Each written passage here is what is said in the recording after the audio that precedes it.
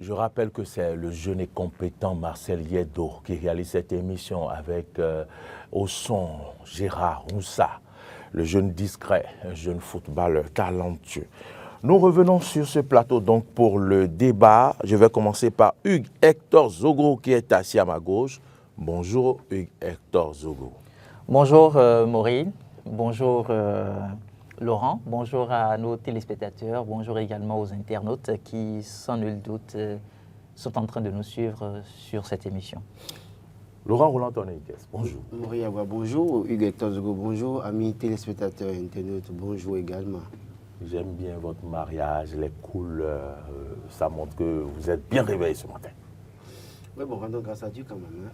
Voilà. Mais je me réveille quand même bien tous les matins. Dieu fait grâce. Bon, je ne veux pas parler plus que ça. Mais moi, j'allais poser la question, pourquoi vous avez mis une cravate noire? Parce que le chef de l'État sera en cravate noire ce matin. Bon, puisque je l'ai dit, vous savez que quand on le dit, il change de plan. Bon, non, parce que... J'espère qu'il ne nous suivra pas avant de mettre sa cravate noire. Moi, j'allais demander si la cravate noire passait un message de tristesse. Est-ce que vous êtes désespéré, vous attendez que le chef de l'État vous parle, vous donne espoir ce matin? Je ne sais pas. Non, je ne suis pas désespéré.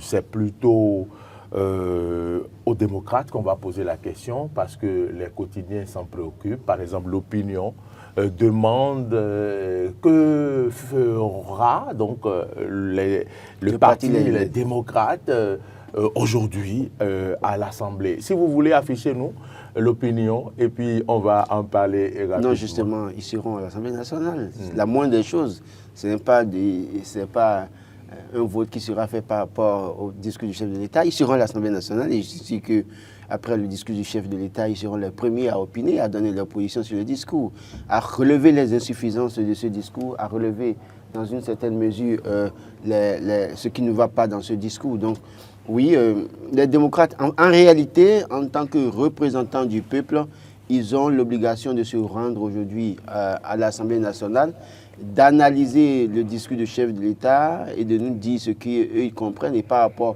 à leur rôle d'action de contrôle de l'action gouvernementale, il leur revient aujourd'hui de sous ce discours de nous dire par rapport à leur travail et par rapport à ce que le chef a dit et par rapport à ce que le chef prévoit faire, quelle est leur position. Et n'oubliez pas que le dernier budget, le budget exercice 2025 a été rejeté par les démocrates et donc peut-être l'occasion pour eux de faire le lien entre le budget 2024 qu'ils avaient déjà rejeté et puis le budget 2025 qu'ils ont rejeté également.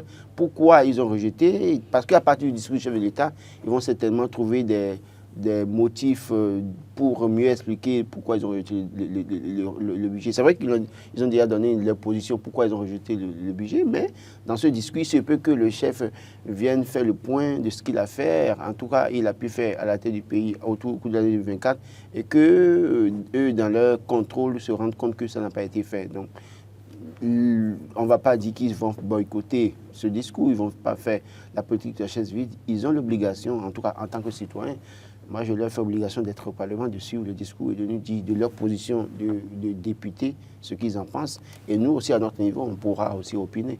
Je pense qu'ils n'ont jamais été absents quand oui, même, justement, oui. Lors du discours du chef de l'État. C'est aussi l'occasion pour lui serrer la main, pour lui regarder dans le visage et pour lui dire, bon, en tout cas, vous faites votre travail et nous aussi, nous faisons notre travail. Hugues Hector Zogo, je me retourne vers vous. Est-ce qu'une fois encore, comme l'interrogeait un quotidien,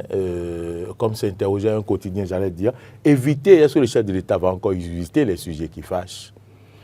Oui, des sujets qui fâchent, il y en a toujours. Il y a un quotidien qui en a parlé rapidement. Je crois bien que ça doit être le matin.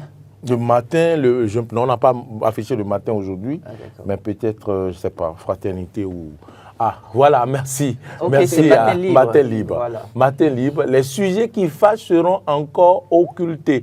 Écrit le quotidien Matin Libre. Quel est votre avis? Des sujets fâchent toujours. Le chef de l'État est-il à l'Assemblée pour les sujets qui fâchent? Les sujets qui fâchent sont toujours au rendez-vous. Et quand on se retrouve dans un... En tiendra-t-il compte dans son discours? Il va se retrouver face à la représentation nationale. C'est la Constitution qui lui fait obligation donc Est-ce que vous connaissez les sujets qui fâchent? Quels sont les sujets qui fâchent en ce moment? Vous savez, il y a, Laurent, de quoi il y a d'une manière ou d'une autre, il y a la relecture du code électoral qui est un sujet éminemment politique. D'accord. qui fâche. Oui. Il y a la Pardon. question de... Audit. Pourquoi pas? Audit du fichier. Le chef de l'État a donné son accord. Le chef de Est-ce que l'État... ça doit fâcher encore? Vous pensez un instant que l'acteur politique qui se retrouve dans la posture de l'opposition a satisfaction tant qu'il n'a pas encore les résultats, surtout face à un président de la République comme Patrice Talon. Vous n'avez pas encore abordé le sujet qui fâche collectivement. Peut-être Laurent... Face à un chef d'État comme Patrice Talon, il faut faire très attention. Souda. Il a eu à rencontrer quand même... il a eu à rencontrer Vous êtes bien drôle ce matin. plusieurs fois l'ancien président Boni Yahi sur des sujets où il a donné sa bonne foi. Mais le calendrier politique ne lui a forcément pas permis de mettre en œuvre tous les engagements qu'il a dû prendre. Donc, c'est vous dire que à des moments donnés, lui-même, il peut se dire, bon, je prends des engagements, je ne les honore pas. C'est pas bien pour un chef d'État comme moi, pour qui connaît Patrice Talon et toute la dignité qu'il anime et qu'il essaye de préserver au quotidien. À un moment donné, il peut prendre du recul et dire, bon, désormais, je ne prends plus officiellement des engagements par rapport à un certain nombre de sujets. Vous êtes venu évidemment sur la question épineuse qui concerne quand même le soja. Avec une fiche qu'il faut prendre avant maintenant de... Évidemment, donc quand il y a de ces sujets aussi sensibles au niveau de la représentation nationale, c'est que l'opposition sans aucun doute s'attend à écouter ce que le chef de l'État dira. Au-delà de l'opposition, il y a aussi les citoyens. Moi, j'attends le chef de l'État, par exemple, sur ces 3 questions fondamentales pour voir ce qu'il va pouvoir nous livrer comme argument. Parce que c'est de ça qu'il est question aujourd'hui. Il va nous dire telle disposition a été prise par rapport à tel secteur parce que. Donc, la vision globale de 2024, on va mieux la partager. J'espère que le contenu du message du chef de l'État ne sera pas un contenu assez court parce qu'il en a l'habitude. Moi, je crois que sur la question, sur les sujets qui fâchent, mais je crois que vous l'avez rappelé, la question du fichier électoral est une question qui suffisamment va fâcher. Pourquoi? Parce que le chef a donné son accord, ou si vous voulez, a semblé donner son accord, mais on se rend compte que ceux qui soutiennent le chef et qui le disent contre vents et marées, nous sommes soutiens du chef de l'État, et qui nuit et jour disent nous sommes soutiens du chef de l'État, adoptent une position qui n'est pas assez claire. En réalité, une sorte d'hypocrisie. Et puis donc on a l'impression que le chef veut quelque chose, mais ceux qui le soutiennent ne veulent pas. Et le chef, peut-être en griffe, est incapable de les rappeler à l'autre pour dire c'est moi qui veux, qui a donné mon accord, et donc par conséquent ne tenez pas compte d'une certaine chose et essaye d'aller avec les autres. Donc ça va suffisamment se fâcher. Il revient au chef de l'État de savoir comment aborder ce sujet, parce que suffisamment... Est-ce qu'il va aborder ces sujets? Évidemment. Moi, je pense qu'il n'abordera pas ces sujets. Connaissant le chef de l'État, je suis sûr...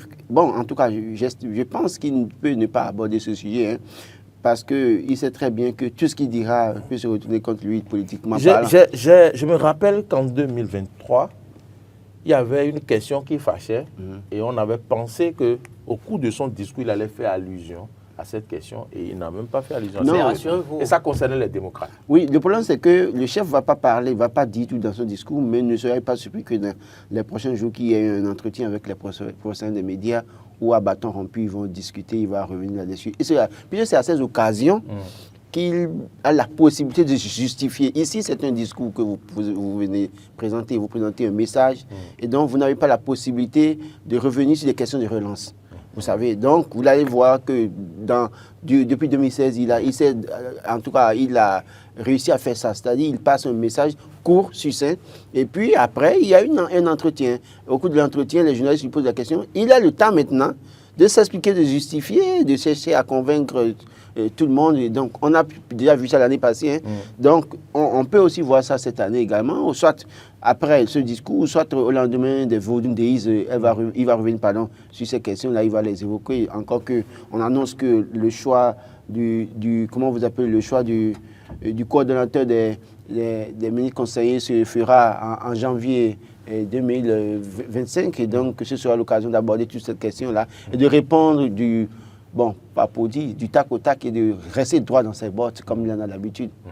Directeur Zogo. Oui, moi je pense que le chef de l'État va sans aucun doute faire allusion à à cette question sensible du code électoral, parce que c'est un... D'accord, le code électoral. Ouais, D'accord. code électoral, parce que c'est un gros dossier.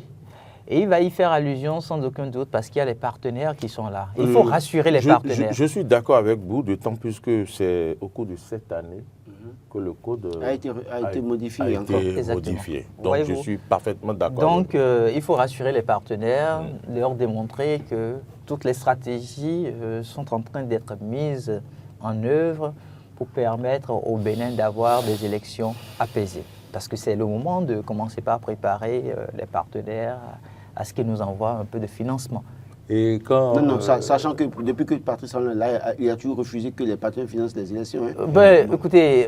il n'a jamais voulu. Et non, d'ailleurs, mais avant, on tendait la main aux partenaires. Et ça, c'est à saluer quand même. Non, mais écoutez, c'est un choix. Non, c'est aussi un choix quand on sait que on ne veut pas bien faire les choses parce qu'on se dit, quand les partenaires mettent leurs sous et qu'on fait mal, ils sont capables. Ils sont regardants. Ils sont regardants. Donc, pour éviter que les partenaires aient un regard et se prononcent là-dessus, on évite de prendre leur argent et on dit, mais écoutez, vous n'avez pas à vous mettre dedans, c'est notre sous. Bon, moi, je ne voyais même pas les politiquement choses. Parlant, je ne voyais même pas les choses sous cet angle. Mais je me dis, tant qu'il n'y a pas la paix dans un pays, il n'y a pas de développement. C'est d'ailleurs, on ne pourra pas entamer le processus de développement. Et les partenaires, eux, ils sont là pour le développement.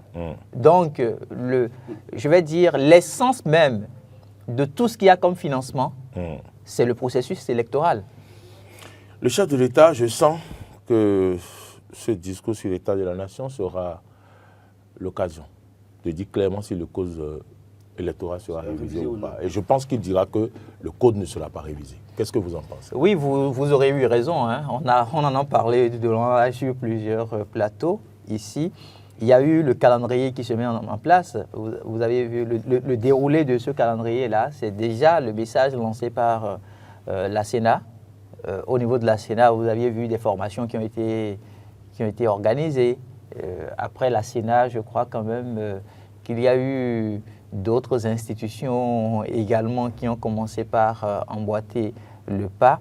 La Cour constitutionnelle qui est parvenue aussi à former le personnel sur le contenu de ce test de loi. Donc je me dis, quand on prend les sous du contribuable béninois et qu'on les investit dans des actions du genre, ce n'est pas le chef de l'État qui du jour au lendemain rebroussera chemin pour qu'on se dise, mais il y a juste quelques mois, on a sorti tel nombre de millions. Est-ce qu'on n'aurait pas dû attendre? Moi, je crois que la question du code électoral, le chef a toujours une stratégie. Hein. Quand il s'agit des lois votées, il dit toujours ce n'est pas moi, allez voir les députés. Donc en réalité, ce qu'il dira, il va le dire tout à l'heure. S'il dit qu'on ne va pas réviser le code électoral, en fait, vous allez voir qu'il va renvoyer les acteurs politiques vers le Parlement. Vers le Parlement. Sachant très bien qu'au Parlement, il y a la majorité là-bas et que c'est sa majorité qui fait toujours blocage. Mais est-ce que vous voulez dire indirectement qu'aujourd'hui, le fait que la mouvance est en train de ne pas vouloir accompagner l'opposition, bien que le chef de l'État ait donné son quitus sur un certain nombre de dossiers, c'est aussi une autre stratégie de Patrice Talon? Je ne sais pas. Politiquement, nous sommes sur un terrain politique, tout est possible. Mon cher Hugues Zogo, je dis, le chef a toujours dit, il y a eu des sujets par le passé où quand il a été interpellé, il dit, c'est pas moi, c'est les députés qui ont voté. Il faut retourner voir les députés. Donc, lui dit, en disant maintenant, ce n'est pas moi et qu'on ne peut pas, en tout cas, je n'ai pas de pouvoir, c'est les députés qui ont voté, il se dédouane purement et simplement. Donc, j'estime que oui, écoutez, ce n'est pas une surprise. Je pense que le chef joue son rôle si bien pour dire... C'est-à-dire qu'il respecte les principes démocratiques. Maintenant, est-ce que les autres acteurs jouent pleinement leur mission? C'est à eux de répondre. Moi, je crois sincèrement que oui, aujourd'hui, le chef a sa manière de faire les choses et il revient aux opposants de trouver les formules nécessaires pour faire face aux défis qui sont les leurs. Parce que, une fois encore, je le dis, il revient aux députés de la mouvance d'avoir la volonté. Mais leur volonté vient de quelque part. Parce que sachant très bien que la majorité des députés se réclament être d'une mouvance présidentielle et on sait très bien que le dernier chef a décidé au niveau de la mouvance présidentielle à un an quand même. Donc, le problème, c'est que c'est un jeu de ping-pong en réalité. Nous sommes sur un terrain politique, tous les coups sont permis. Et il revient aux opposants de trouver les formules pour les contourner. Mais est-ce que les opposants ont aujourd'hui une carte sur la main au regard de ce qu'ils ont présenté comme tableau juste là? Ils n'en ont Je pas. ne pense pas. Ils n'en ont pas. Allons à la une maintenant de Fraternité, où plusieurs quotidiens, ou presque tous les quotidiens ont rappelé que les conseillers, les ministres conseillers ont serré la main au chef de l'État à la présidence hier. Et au-delà, ils ont discuté, échangé. Pourquoi la précision? On serrait la main au chef de l'État. Oui, on serrait la main oui, parce que depuis qu'ils ont été nommés, ils n'ont pas encore eu le temps de le voir peut-être. Ils ont l'habitude de serrer la main. Il y en a parmi eux qui ont l'habitude de serrer la main au chef de l'État. Mais c'est pas eux tous. Oui. C'est pas eux tous. Il y en a qui ont cherché par voies et moyens pour rencontrer le chef de l'État, mais n'ont pas eu ce privilège. 2 ou 3. Je ne pense pas. Dans tout le long, ça appelle nous 2 ou 3. Donc vous êtes d'accord que je dise qu'ils non, alors serré la main au chef de l'État? Qu'ils partagent peut-être avec nous le nom de ces 2 ou 3. Ça peut être aussi. Je ne veux pas aller dans les détails, mais à peine 2 ou 3 parmi eux qui. Il n'était que 12. Oui, il n'était que 12. Donc ce n'est pas beaucoup. Et puis quand il dit à peine 2 ou 3, ça aussi c'est à vérifier parce que certains parmi eux, quand vous voyez leur position, la manière dont ils ont abordé certains sujets, ils ont défendu le gouvernement à un moment donné. C'est maintenant que j'ai compris la question que vous m'avez posée. C'est maintenant que j'ai compris la question que vous m'avez posée. Vous faites allusion à l'autre au cours du défilé. En tout cas. Il a fait comme ça et le chef de l'État a laissé la main. Oui, mais c'est ce que je vous dis. Bon, donc ils ont eu. Donc vous confirmez donc que effectivement. Quand je prends par exemple l'occasion. Je n'ai pas dit de citer quelqu'un. Bon, monsieur. ok. Donc ils ont eu l'occasion. Si vous citez un nom, vous n'avez qu'à répondre. Ils ont eu l'occasion de serrer la main. Ça doit être chaud. Hein. Ça, c'est comme ça. D'accord. Bon, donc ils ont échangé. En janvier, ils seront installés. Est-ce que ils seront le coordonnateur. Vous plutôt, parce que l'indépendant. Oui. Affichez-nous l'indépendant, Marcel. L'indépendant dit clairement que oui, c'est comme si vous étiez dans le secret, une synergie est parfaite. Ça, c'est autre chose, mais je pense que vous avez parlé, oui, en gros, Bénin, point de la rencontre. Faites-nous 2 points. Oui. Vous savez, qu'est-ce qui s'est passé à la présidence de la République hier? C'est une rencontre assez stratégique. Déjà, le fait que cette rencontre ait pu avoir lieu à la veille où le chef de l'État doit se retrouver face à la représentation nationale, il y a une première consigne qui est formellement donnée, c'est que ces acteurs-là, même s'ils n'ont pas encore pris fonction, c'est qu'ils commencent déjà par travailler à ce pourquoi ils ont été nommés. Les quotidiens ont parlé de stratégie politique. Évidemment, parce que on va essayer de le rappeler, cette nomination est une nomination purement politique. Ceux qui s'attendent peut-être à un regard technique de la part des interventions de ces personnalités, il n'y en aura pas. Mais ils ont écrit sur papier qu'ils vont contrôler les projets sur le terrain. Non, écoutez. Donc il n'y a pas ça dedans. Écoutez, si c'était une question technique, vous auriez dû voir des acteurs de l'opposition aussi se positionner. Vous avez vu, il y a quand même de jeunes juristes qui ont saisi la Cour constitutionnelle sur la question pour dire qu'ils ne pensent pas qu'en réalité, ce privilège-là soit exclusivement accordé aux acteurs de la mouvance. La Cour constitutionnelle a été claire. On connaît la posture de la Cour constitutionnelle. Ça voudrait dire qu'il n'y a pas eu violation de notre loi fondamentale. Les personnalités qui ont été aujourd'hui nommées partent sur le terrain. Il y a un article, je crois que c'est l'article 7 du décret, pris par le chef de l'État le 9 janvier, qui le rappelle. Et donc, sur le terrain, il est demandé à ce que les différentes autorités, en l'occurrence les préfets, prennent les dispositions pour faciliter le travail à ces acteurs-là qui ont été nommés. Qu'est-ce qu'ils feront d'extraordinaire ou d'autre si ce n'est pas le combat politique? Donc ça, c'est déjà le premier point sur lequel la rencontre, le chef de l'État, il a été précis. Leur mission. C'est leur mission. Vous n'êtes pas là pour pas avoir la tête dans le guidon. Vous n'êtes pas là pour faire du cadeau à l'opposition. Parce que nous sommes en train de partir. Est-ce que c'est de ça qu'il va... C'est de ça qu'il est question. En fait, c'est de ça qu'il est question. Ces acteurs-là sont venus aujourd'hui pour... On ne va pas rester focus sur l'opposition, mais plutôt... Mais pourquoi vous ne pensez pas qu'il faut rester focus sur l'opposition? Il faut rester focus sur l'opposition parce que c'est l'opposition qui lui a arraché le pouvoir à Patrice Talon en 2026. Et donc, Patrice Talon ne va pas admettre à ce qu'on lui arrache le pouvoir. Et par conséquent, il met en place... Il est partant, non? Mais s'il est partant, vous auriez souhaité que moi, je puisse partir dans en tant un quotidien a dit que c'est son avant-dernier discours, non? C'est constitutionnel. Ce n'est pas un choix, c'est constitutionnel. Donc, le président de la République ne va pas vouloir partir et permettre à l'opposition de lui arracher le pouvoir d'État. Combien d'États vous connaissez en Afrique qui permettent à ce que l'opposition leur arrache le pouvoir Ghana. Le Ghana vient de montrer l'exemple. Combien? Le Ghana vient de montrer l'exemple. Le Ghana a montré l'exemple parce qu'il y a un système qui a permis au Ghana... Copions ce qui est bon. Oui, mais je ne suis pas contre le fait qu'on copie ce qui est bon. Ce n'est pas moins bon également aussi pour un chef d'État qui est en fin de mandat. Est-ce que l'opposition est prête à prendre? Non, moi je écoutez, sur la question, elle est prête à prendre sur la question parce que le tout ne suffit pas de sur la prendre question, le vous pouvoir. n'avez pas laissé finir. D'accord, je vous laisse finir. Donc je disais que aujourd'hui, ça c'est un point saillant au cœur de la discussion avec le chef de l'État. Deuxième point saillant, c'est la mission sur le terrain. Dans quel environnement ça va se passer? Parce qu'il y aura, si on ne fait pas très attention, le chevauchement. Merci, vous avez très bien compris. Entre les partis politiques et ces acteurs-là. Vous me direz, mais c'est en réalité ces acteurs qui ont été envoyés.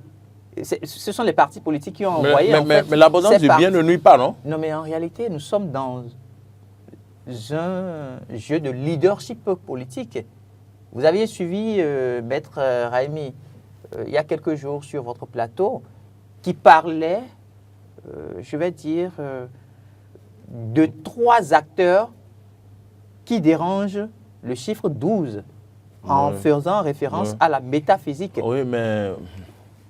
Ceux qui ont été... Nous travaillons tous pour le même système. Donc, il y a le ministre conseiller n'est pas sur le terrain pour parler de lui. Normalement, le ministre conseiller qui fait ça, on va le shooter. Qui vous dit? On va le shooter. Suivez-moi très bien. Il n'est pas sur le terrain pour parler de lui, pour dire moi, non. Il est là pour parler du système politique, pour parler des partis politiques, pour parler de la stratégie politique. Est-ce que vous êtes d'accord avec moi? Qui vous dit que dans la mise en œuvre de cette stratégie politique, le ministre conseiller ne travaillerait par exemple pas à vouloir être présidentiable?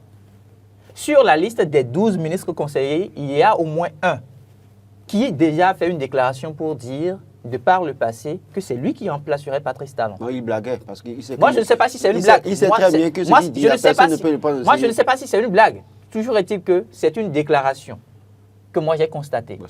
En fait, je dirais même pas blague, c'est en fait, il rêve grand. Alors, ce n'est pas mauvais de rêver grand. Quand vous rêvez grand et on vous donne une mission, on vous donne des moyens, ça peut être aussi une occasion pour vous de travailler davantage à occuper de hautes fonctions.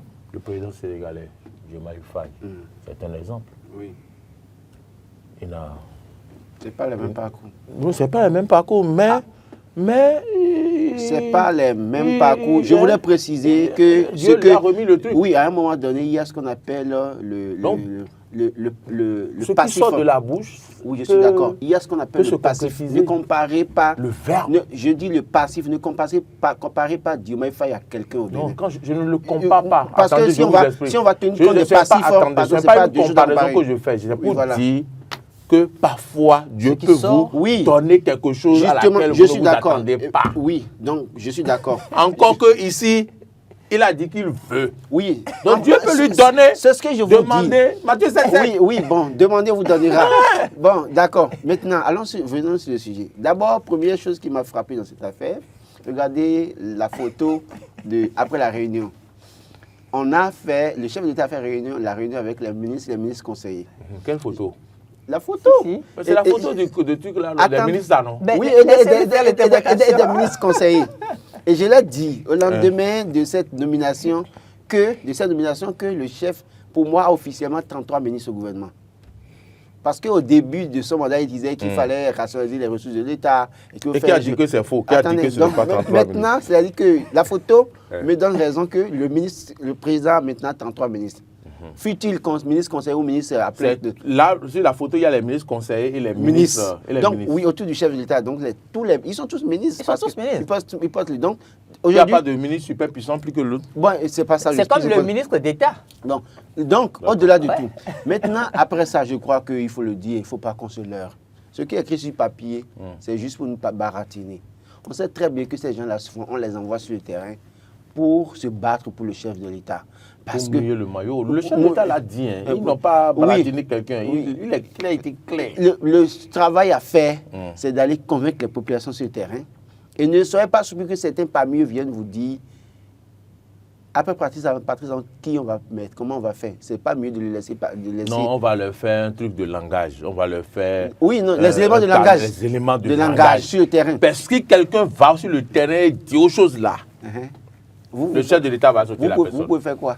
Non, le chef de l'État va sauter la personne. Le chef de l'État aura les informations. Maintenant, quand on vient parler du troisième mandat, quelqu'un a saisi la Cour conseillère. La Cour conseillère a dit qu'il n'a pas violé la Constitution.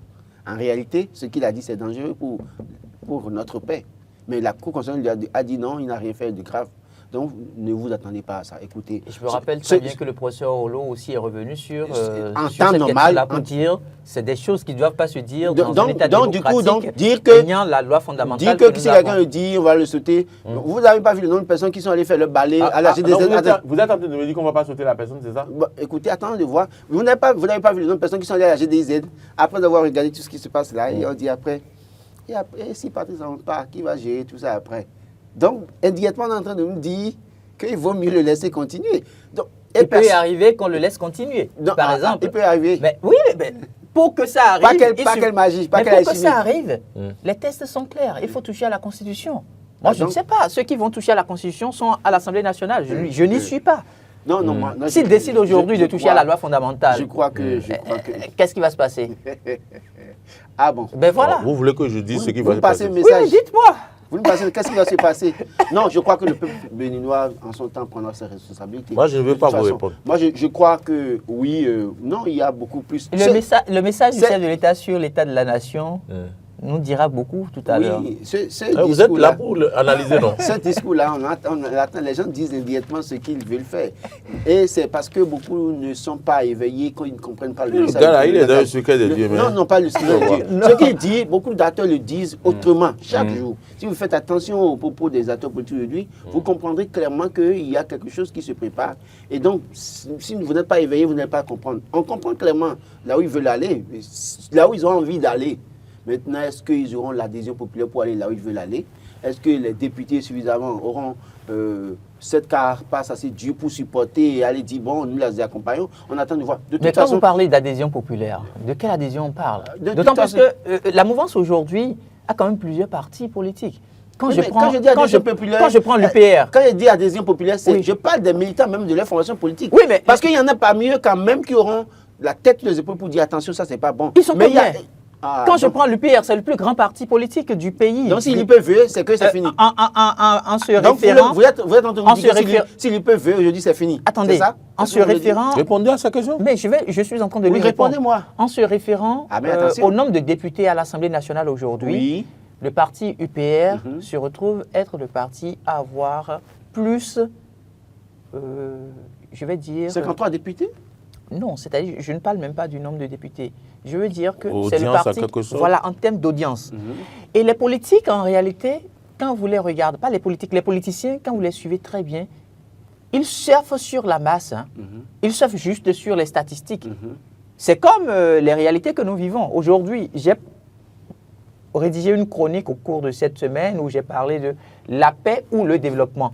C'est mercredi, non? Mercredi. On laisse la paix, on prend le développement. La paix ou le développement. Nous avons le choix. Moi, je fais la paix. Hein.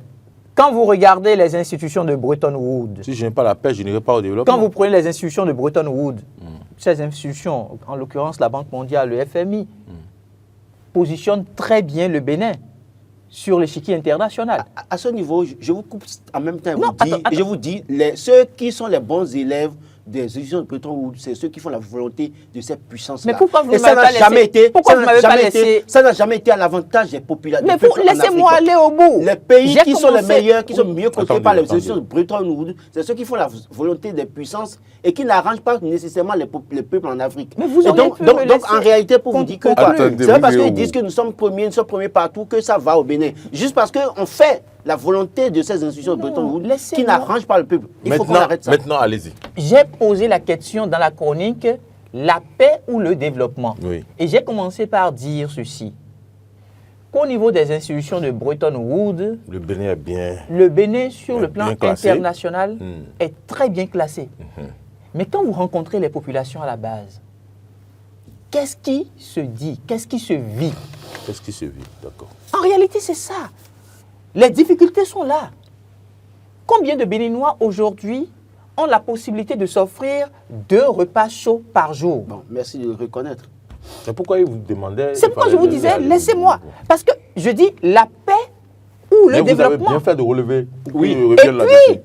Oui. On se rend donc compte que le président Patrice Talon, avec son gouvernement, avec tous les acteurs cadres du pays y compris, sont en train de travailler pour que le Bénin soit mieux vu à l'international.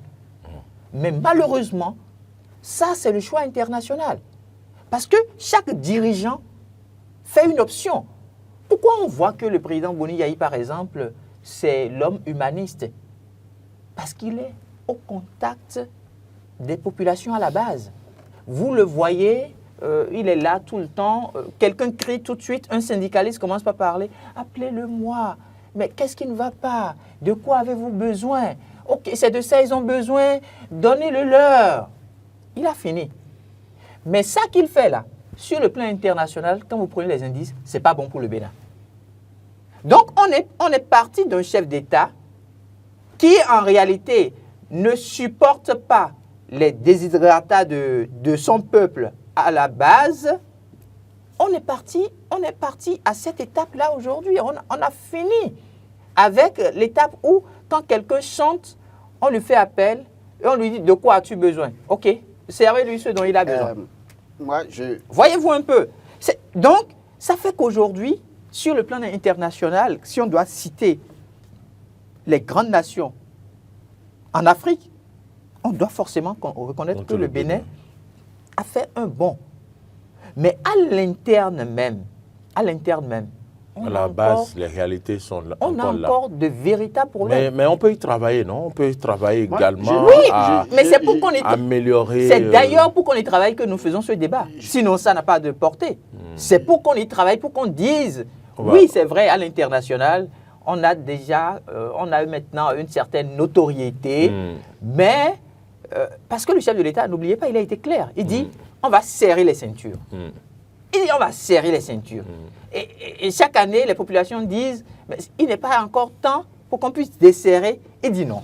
Mais chacun peut desserrer sa ceinture maintenant. Je crois qu'il y a un fait sur lequel je voulais revenir par rapport à l'intervention. Moi, j'ai déjà desserré pour dire quelque chose.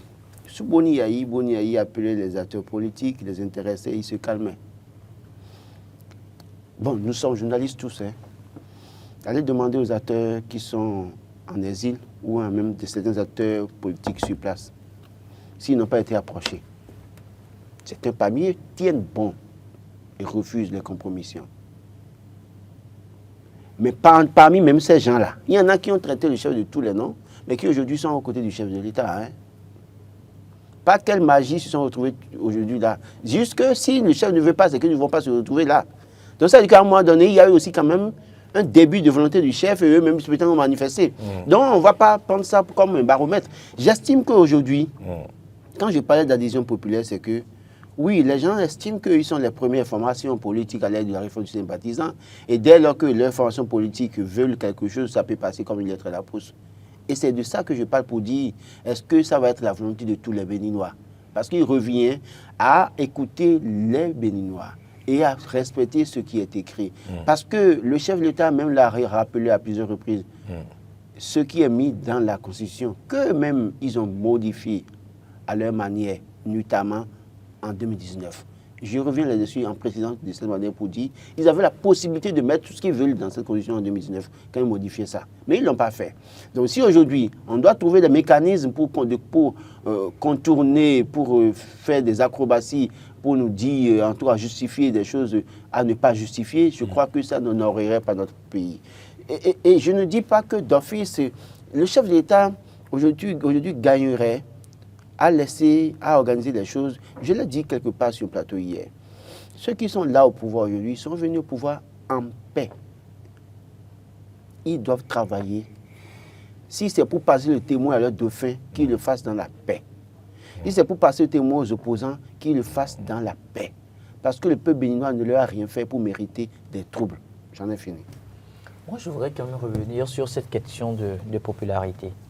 Il y a un piège qui guette l'opposition bien souvent. C'est que l'opposition ne travaille pas à faire sortir la masse pour voter. On leur dit, c'est leur chose, puisque c'est eux qui ont décidé. Vous avez entendu tout à l'heure, il a parlé de constitution révisée nuitamment. Du moment où la constitution a été révisée, elle s'impose à tout le monde. Ça devient la loi fondamentale du pays. On ne va pas revenir tout le temps sur le processus qui a conduit à la révision. Commission votée notamment pas des députés monocolores. Il Moi, faut préciser ça. Moi, tout ça ne me dit pratiquement plus Un parlement grand-chose. monocolore, si vous voulez. Et pourquoi? Parce que à un moment donné, il y a eu des acteurs qui auraient pu jouer leur rôle convenablement et qui ne l'ont pas fait. Ces acteurs-là, ce sont des acteurs de l'opposition. L'opposition, ce n'est pas un jeu d'enfant. L'opposition, ce n'est pas un jeu d'enfant. Et on ne se retrouve pas en face d'un chef d'État comme Patrice Talon pour jouer avec les humeurs. C'est un chef d'État qui a été élu de façon constitutionnelle et qui a décidé de jouer convenablement son rôle en tant que chef d'État.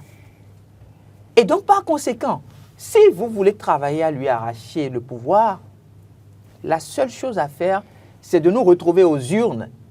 Et pour se retrouver aux urnes, il faut que vous puissiez aussi sensibiliser la masse à aller voter. Si vous ne sensibilisez pas la masse, et eux, ils ont peut-être 20% d'électorat, et c'est juste 22 ou 23 personnes, 23% d'électorat qui s'est déplacé pour aller voter. Les 20% que les autres ils ont au niveau de leur chapelle politique, les 20% vont voter et les 3% restants seront les 3% qui auraient voté pour l'opposition. Qu'on veuille ou non, il y aura alternance. Et le même jeu risque d'arriver. C'est de ça que je parle quand je fais référence à la vision populiste. La vision populiste, ce n'est pas forcément que nous ayons la majorité des citoyens qui soient d'accord. Mais l'échantillon qui va voter là, combien se retrouve J'ai encore l'impression qu'on ne se comprend pas. Au niveau Moi, je ne parle de pas de vision populiste. la majorité. Vous avez évoqué la question d'un probable troisième mandat. C'est là que le débat est parti. Et c'est de ça, moi, je parlais pour dire, s'ils le veulent, et qu'ils n'ont pas la décision, s'ils ont la décision populaire, ça peut aller. C'est de ça, moi, je parlais. Oui, parce que c'est vous qui avez évoqué le sujet. Je suis du d'accord. troisième mandat ou pas. Donc, vision populiste ou pas, c'est pas ça de ça que je parle. Je dis, en réalité, aujourd'hui, s'ils le veulent, ce n'est pas question des urnes en réalité. Quand on parle du troisième mandat, aujourd'hui, s'ils veulent le faire, ce n'est pas forcément les élections d'abord. Il faut d'abord déjà trouver le mécanisme. Je ne parle plus parce que quand vous parlez du troisième mandat, pour changer les choses, pour changer les choses et après aller là où ils veulent aller. Je ne suis pas d'accord avec vous. C'est de ça que je parle. Maintenant, moi, oui, non, mais écoutez, en réalité... Nous sommes en politique. Malheureusement... Et quand on est en politique, sur les questions du développement, il faudrait qu'on se départisse un peu de ce qui se dit dans la masse. Il faut comprendre de la hauteur. Qu'est-ce qui se dit dans la masse qu'on dit ici? D'accord, qu'on prenne de la hauteur. Patrice Talon, qu'on veuille ou non, c'est un chef d'État qui aura impacté le Bénin, positivement. En termes de réalisation d'infrastructures, je ne sais pas si vous connaissez un chef d'État. En termes de réforme administrative, ce n'est pas que tout ça, ce n'est pas que infrastructure. Non, tout ça, c'est de laisser passer pour le laisser faire un troisième mandat. De toutes les façons, je n'invente pas des choses. Je suis sûr du factuel. Non, j'apprécie à justice ce qu'il a fait. Mais ce n'est pas un laisser passer. Sortons de ça, s'il vous plaît. Non, suivez-moi. Ce que je dis, nous avons vu dans la sous-région des pays où il y a eu des chefs d'État qui n'ont pas pu faire ce que Patrice Talon a pu faire. Vous n'avez pas encore vu un président qui a fait plus que ce que le président a fait ailleurs dans d'autres pays et pourtant il a laissé le pouvoir. Vous n'avez pas vu j'ai l'impression que vous ne voulez pas faire le vrai débat. Le vrai débat, c'est ceci. Parce qu'il a fait des voix, il faut accepter. Non, écoutez, ne me faites pas porter des mots que je n'ai pas dit. Laissons-le nous dire le vrai débat. Le vrai débat, c'est quoi? Le vrai débat, c'est ceci. Si les députés à l'Assemblée nationale actuelle prennent la décision de toucher à notre loi fondamentale, il dit, est-ce qu'ils On ne veut pas consulter le peuple. Il dit, est-ce qu'ils auraient eu le peuple derrière? L'adhésion populaire. L'adhésion Et ça s'appelle populaire. le référendum. D'accord? Est-ce qu'ils Si vous auraient... voulez le mot, je vous dis ça, ça s'appelle le référendum. Je dis, Le il peuple. dit, est-ce qu'ils auraient eu l'adhésion populaire? Et je vous dis, en l'état, depuis 2016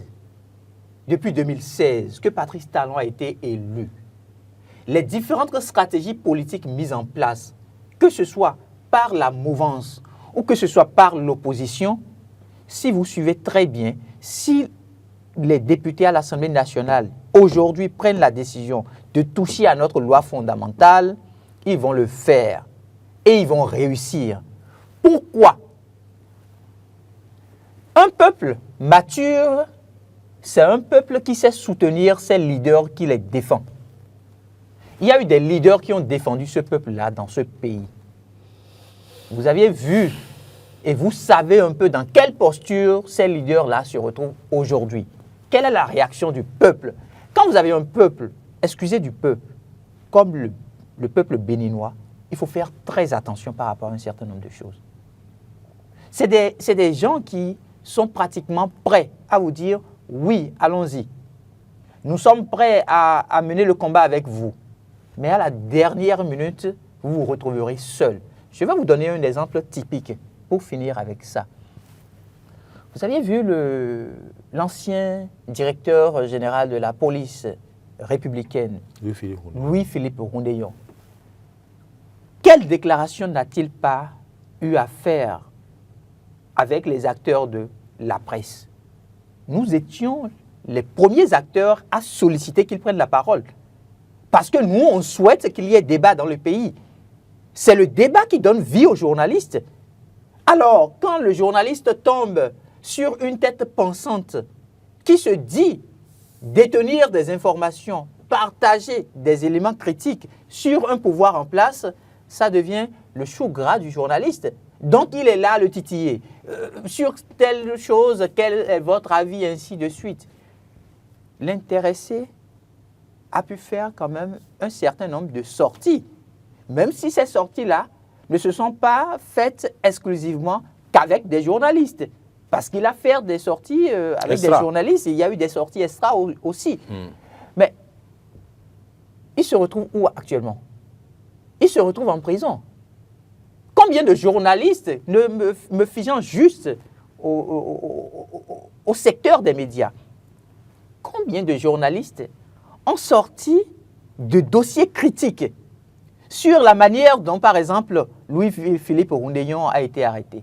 Moi, je l'ai dit, j'ai supporté. Non. Je n'ai pas été dans, Je ne dans, parle pas dans de le club de vous. journalistes vous êtes là qui ont Non. lâché Rondeyon. Le débat, Parce ce n'est que pas je vous. parle, moi, je défends toujours la question des droits humains. Le débat, ce n'est oui, pas ne vous. mélangez pas. Parce que Je quand vous mélange- dites combien de journalistes, parce qu'en fait, le problème, c'est que Non, pourquoi vous trouvez que... c'est ce qui arrive dans notre pays, mais ça. pourquoi Les vous gens pensez lâchent. que... On va le laisser Pourquoi aller au vous boulot. pensez que ce que je dis, je Non, m'intéresse pas à moi, vous? pas Non, moi. non, J'ai pas non. dit moi. Oui, J'ai on pas va dit le moi. laisser aller au Oui, bout. Vous allez-y. allez pour... Voyez-vous, donc c'est pour dire que les acteurs sont là et vous poussent. Ils vous poussent, ils vous poussent, jusqu'à ce que vous commettez le forfait. Et quand vous commettez le forfait, ils vous rebroussent le chemin et ils vont rechercher encore quelqu'un d'autre qu'ils vont pousser à faire la même erreur. Donc pour moi, aujourd'hui, si les députés à l'Assemblée nationale, ils ont déjà voté plusieurs lois. Pour finir. Ils ont déjà voté plusieurs lois. Vous avez dit s'ils décident, ils le font. Ils vont le faire. Très bien. On a le code du numérique. Hein, On va qui laisser est la là, parole qui a à un Laurent. témoignage. Vous avez vu combien d'organisations se levaient pour dire allons au toilettage de ce code-là, mais rien n'a été fait. On va laisser la parole à Laurent. Alors, je voudrais revenir sur un aspect très important. Les journalistes ont sollicité Rondeyon. On a vu les mêmes journalistes vilipender Rondeyon quand il est en prison. Je crois que c'est ça le problème que nous avons chez nous, le plus souvent, entre acteurs et autres là. Mais moi, je dis une chose. La manière, moi je suis revenu sur la manière dont il a été interpellé, hein, j'ai dénoncé la manière dont les choses sont passées. Et ça, je crois que chacun est libre dans la plus de faire ce qu'il veut. Mais quand on dit que les députés maintenant, s'ils veulent réviser la Constitution, qu'ils ont la possibilité de le faire et que, a priori, on a comme l'impression qu'ils le feront, rien ne va se passer. Oui, d'accord, rien ne va se passer. Mais ce que je dis, j'insiste sur le fait que, attention, faisons attention et faisons bien les choses en respectant ce peuple. D'abord, ils ont déjà tenté la révision cette année, ça n'a pas marché. Donc, si ça doit marcher, c'est qu'il faut avoir... Il y a un certain nombre de députés qu'il faut avoir, donc il va falloir les démarcher au niveau de l'opposition également. Ou alors, espérer que si peut-être... Et c'est pour ça que le débat, le débat d'organiser les élections législatives avant la présidentielle 2026, c'était un débat qui préoccupait les acteurs politiques. Parce qu'ils savent très bien qu'ils font aussi, avec la stratégie, les législatives avant la présidentielle, ceux qui seront élus, dès qu'ils auront la majorité, ils réussiront à s'octroyer la majorité, ils vont opérer une révision de la Constitution et permettre peut-être un troisième mandat. Et donc, il y a ces faits-là. Et c'est pour ça, moi, quand je parlais de la décision populaire, je l'ai répété. C'est une question de référendum. Parce qu'au-delà de tout, le Bénin restera. Les acteurs passeront. Et si nous savons que nous voulons passer, nous allons passer, que nous voulons être célébrés, il vaut mieux faire les choses pour être célébrés, pour garantir la paix aux citoyens. Parce qu'on sait toujours quand ça commence, jamais quand ça va finir. Vous voyez les événements malheureux de 2019, 2020, 2021, ça a rendu service à qui? À personne. Parce que peu s'en fallait, le peuple entier, le pays entier allait s'embraser. Peu s'en fallait. Je n'ai pas apprécié ça. Je suis contre le fait. Mais c'est arrivé à cause de qui? Les acteurs politiques qui sont venus au pouvoir en paix. C'est de leur fait, que ce soit de l'opposition ou de la mouvance, ils sont tous coupables de ce qui s'est passé en 2019, 2020, 2020, 2023. Mais il va falloir alors que ceux qui ont la possibilité de bien faire les choses, pour nous garantir la paix, pour nous garantir la quiétude dans notre pays, parce que des gens, vous l'avez rappelé, les gens ont du mal à joindre les deux bouts aujourd'hui. Les gens ont du mal à joindre les deux bouts aujourd'hui. Allez même dans Cotonou, là, parce que quand on parle du Bénin profond, avec la sécheresse qui s'est vue dans certaines localités du Bénin, les producteurs ont du mal à voir le fruit de leur labeur. Et à Cotonou, n'en parlons pas. Il y a ces difficultés qui sont au quotidien pour les Béninois. Et si donc aujourd'hui, des députés, malgré ça, trouveront juste ou bien essentiel d'aller modifier une constitution parce qu'on veut permettre un troisième mandat, je crois qu'en réalité, à un moment donné, il va falloir le faire à soi quand même pour leur dire, nous vous prions de ne pas le faire. Parce que parce qu'aujourd'hui, on a comme l'impression que parce que Patrice Talon a fait la statue d'Amazon, statue Bioguerra, il a fait du bitume à Kobato. Moi, j'apprécie. Pas que. Attendez. Parce qu'il a fait de grandes choses. Il a fait beaucoup de choses. Oui, il a fait... Non, attention, je cite. Il a fait beaucoup de choses. Et tout récemment, au Conseil des ministres, ils ont encore pris d'autres décisions. Oui, je suis d'accord. Oui, je suis d'accord. Dans le mono, dans le couvre, ça continue, ça travaille. Tout ça, c'est bon. Les ministres, ils auront... Vous avez vu, non? Derrière l'OETB, les ministres, ils auront... Parce qu'il a fait tout ça, c'est un laissez-passer. Je suis tenté de lui donner... Qui a dit que c'est un laissez-passer? Non, on n'a pas dit que... Mais on a du plaisir à dire ce qu'il a fait. Moi, je suis tenté... C'est notre pays, non? C'est notre pays, non? Moi, je suis tenté... Il va partir où avec tout ce qu'il a fait? Je suis tenté de lui donner un élément à vision... Je suis tenté de lui donner un élément à vision populariste. Allez-y. Quelle serait la vie d'une bonne dame qui se retrouvait au marché sous la pluie avec l'eau en train de couler? N'allez plus loin. Elles ont donné leur avis. On a vu, vous vous rappelez, on a vu quand ils ont amené des gens visiter l'hôpital. Attendez, l'hôpital, ici, on en a parlé ici. Oui, l'hôpital. En fait, le Béninois, qu'est-ce que je voulais vous dire en fait en évoquant ça? Le Béninois aime son pays. Bon, mais moi, je ne crois pas trop à ça. C'est comme si on dit aux gens, dites ça, quoi. Mais je ne sais pas si vraiment ça fait le cœur. Non, je vous dis, le Béninois aime son pays. Je ne sais pas si vraiment ceux qui disent, bon, le président... Vous savez ce qu'on appelle, vous êtes journaliste, vous savez très bien ce qu'on appelle votre pop. Non, je ciblé. Non, vous êtes orienté, vous savez ça. Je ne voulais pas rentrer dans ça, ne m'emmenez pas sur cette piste. Non, on va vous amener parce que vous êtes journaliste comme nous. Je voulais dire que le Béninois aime son pays. Parce qu'on aime son pays, on va accepter que parce que quelqu'un a bien travaillé. Pour finir définitivement le débat. Mais pourquoi le Béninois aime son pays? Je vais vous le confirmer. Je vais vous le confirmer. Un chef d'État, un ancien chef d'État. J'apprécie le chef d'État Patrice Talon, mais pas pour autant. Je n'accompagnerai pas un troisième mandat. Un chef d'État. Je n'ai pas dit que moi j'accompagnerai. Oui, mais il fait son travail, il va partir, on va le célébrer. Moi, je n'ai jamais dit que j'accompagnerai un troisième mandat. Il faut être honnête. Il faut être honnête. Moi, je pense pour tout ce que le chef de l'État a fait. C'est-à-dire, il serait trop beau qu'il s'éclipse Simplement. et qu'il laisse le pouvoir à une autre personne et qu'il soit là Personne de pour nous, que nous, là, aujourd'hui, en tout cas, personne de nous ne dit le contraire vous avez vu comment vous êtes mignons à l'écran. Mais je vous Vous dis- avez vu, le chef de l'État nous a appris le beau. Évidemment. Il est venu insister sur le beau. C'est Et ça. nous souhaitons Est-ce que que- le président qui va venir au pouvoir aime aussi le beau comme lui. Vous m'aviez et qu'il nous fa- fasse mieux mieux que que lui. lui. Vous Comme lui et qu'il fasse vous mieux que m'aviez lui. posé une question il y a quelques Ça semaines. devait être notre souhait Vous et m'aviez le souhait des posé, Béninois. vous m'aviez posé une question. Je ne vous ai pas posé de questions, vous avez il arraché la parole. il y a quelques semaines, Ah, d'accord. vous m'aviez posé une D'accord. question Il y a quelques semaines, oui. pour Mais pas dire maintenant. quel est mon avis par rapport au présidentiable qui éventuellement pourrait remplacer le chef de l'État, Patrice Talon. Oui, c'est vrai. Et je vous ai dit que je suis même prêt, je suis partant pour un chef d'État plus rigoureux en Oui, termes vous l'avez dit. de réalisation par rapport à Patrice Talon. Vous l'avez dit, c'est On vrai. peut tout reprocher à Patrice Talon, mais en termes Mais de vous avez réalisation... insisté sur l'esthétique, J'ai- sur le beau. Exactement. Aujourd'hui, si on prend Patrice Talon, le pouvoir de Patrice Talon, on va lui reprocher suffisamment de choses sur le respect de la personne humaine, c'est-à-dire sur les droits humains. Suffisamment de choses. Parce qu'il y a eu suffisamment de choses qui se sont passées Dont sous les ça. organismes parlent, on avait Amnesty. Donc, sorti là, exactement. dernièrement. Mais, voyez-vous, on ne peut pas, c'est-à-dire que c'est un humain. On ne peut pas faire des omelettes sans casser des œufs. Il y a beaucoup de choses qu'il a apportées en termes de bénéfices à notre pays. Mais au même moment, il y a des leviers sur lesquels on ne serait pas du tout d'accord avec lui. Ça, pour le Où lui, allez-vous? Allons-y vite là, parce qu'on va finir avec ce sujet. je disais, pour finir, que le Béninois aime son pays. Vous avez vu, Léadi Soglo, il est où aujourd'hui? Hors du territoire national. L'ancien président, Nicéphore Soglo, s'est rendu à la GDIZ. Vous avez vu la déclaration qu'il a eu à faire? Oui. C'est ça, être patriote. Il a démontré qu'il est un patriote. Être patriote, c'est cette capacité que vous avez à pouvoir apprécier ce que votre adversaire politique fait de bien et de beau. C'est tout ce que moi je recommande aujourd'hui et je souhaite de la classe politique opposante. Quand Patrice Talon fait bien, à défaut d'en parler, gardez votre calme. Mais s'il ne fait pas bien, si vous voulez monter au créneau, puisque c'est ce qu'on vous concède en tant que parti de l'opposition, montez au créneau. Mais peindre en noir tout ce que Patrice Talon a pu faire au cours de son mandat depuis 2016 à aujourd'hui comme votre cravate noire, je ne suis pas d'accord. Et la vision populiste, ce n'est pas nous qui l'évaluons. Ce sont les populations.